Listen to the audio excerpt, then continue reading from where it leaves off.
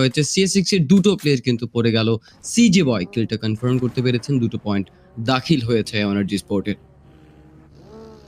অবশ্যই এবং আরজি ই স্পোর্টস এর জন্য ফার্স্টে 2টা পয়েন্ট কিন্তু এখান থেকে চলে আসলো, বাট আমার কাছে মনে হচ্ছে তারা এখান থেকে এনিমির যে লুট ক্রেট আছে সেটা লুটতেও আপাতত কিন্তু আসলে হচ্ছে ইন্টারেস্টেড না। বাট চাইলে এই লুট ক্রেটটাকে কিন্তু তারা কাঁধে করে নিয়ে একটা সেফ জায়গাতে যেতে পারেন। এটা কিন্তু আগে ছিল না, বাট লেটেস্ট 4.1 আপডেটের পর ভিউয়ার্স আপনারা কিন্তু হয়তোবা যারা যারা গেম খেলেছেন তারা জানেন এখন লুট ক্রেটটাকেও আপনারা আপনাদের পছন্দ মতো জায়গাতে নিয়ে রাখতে পারবেন, এবং কভারে লুট ক্রেটটা একবার নিয়ে যাওয়ার পরে তারপরে কিন্তু সেখান থেকে আপনি আপনার পছন্দের লুটগুলো ক্যারি করে নিয়ে যেতে পারবেন। তাই একটা বন্যার আভাস কিন্তু দেবে।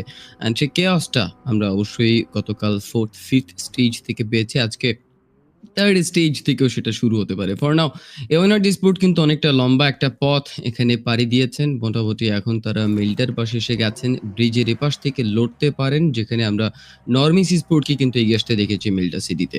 ওপাশে জেড ক্লাব সিবিআই তাদের তিনি কিভাবে সামলাবেন দেখা যাক। রাইট নাও ডেথস্টর্ম টুকিং ওয়ান মোর গ্রেনেড, এখান থেকে গ্রেনেডটা দিয়ে নক কিন্তু হবে ভেবেছিলাম, but somehow that was not really there. Deathstorm he is losing his HP. Kin and Naruto দুজন একই সাথে কিন্তু এই মুহূর্তে ট্রাইবল মেরে যাচ্ছেন এক এক করে।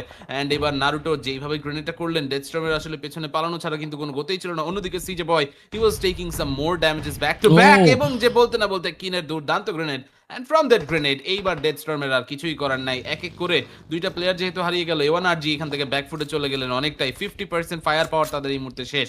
দেখা যাক বাকি 50% এই মুহূর্তে আসলে এখন কি করতে পারে। ডেফিনেটলি সিএমএফ নাইট কিল ফিডে আসলেন, কিল ফিনিশ করলেন। কিন এপাশে ডেথ স্টর্মের কিলটা ফিনিশ করবে। গ্রেনেডিয়ারে কিন এসে গেছেন। ওপাশে সিএমএফ